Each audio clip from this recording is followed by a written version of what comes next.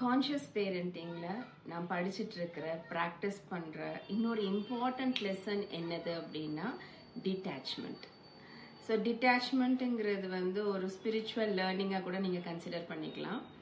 நான் என்ன கான்டெக்ட்ல சொல்கிறேன் அப்படின்னா, இப்போ குழந்தை கோவப்படுது, இல்லைன்னா குழந்தை ரொம்ப சேட்டை பண்ணும் போது, அப்போ நம்ம நிறைய நேரத்தில் என்ன பண்ணுவோம்னா நம்ம பர்சனலாக எடுத்துக்குவோம்.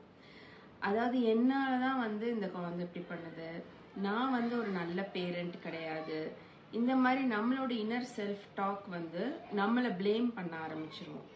ஸோ அந்த மாதிரி பிளேம் பண்ணும் போது என்ன ஆகும்னா நம்மளால குழந்தை கூட கனெக்ட் பண்ண முடியாது.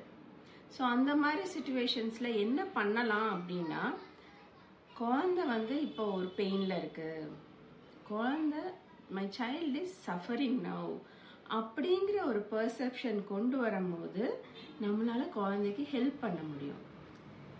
ஸோ இது ஒரு இம்பார்ட்டன்ட் லெசன்.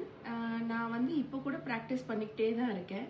ஸோ கான்ஷியஸ் பேரண்டிங்கில் நான் சொல்கிற கான்செப்ட்ஸ்லாம் உங்களுக்கு ஆல்ரெடி தெரிஞ்சாலும் அதை நம்ம எவ்வளோத்துக்கு எவ்வளோ ப்ராக்டிஸ் பண்ணிக்கிட்டே போகிறோமோ அவ்வளோத்துக்கு அவ்வளோ நம்ம சோல் எவால்வ் ஆகிட்டே போகும். அது மட்டும் இல்லை, நம்ம சைல்டோட நல்ல கனெக்ஷனும் பண்ணிக்கிட்டே இருக்கலாம், அது டீப்பன் ஆகிட்டே இருக்கும். So நான் அதுதான் பிலீவ் பண்ணுவேன். Whatever we learn, practice, we go deeper and deeper and deeper. And there is no end for healing and there is no end for growth. Thank you.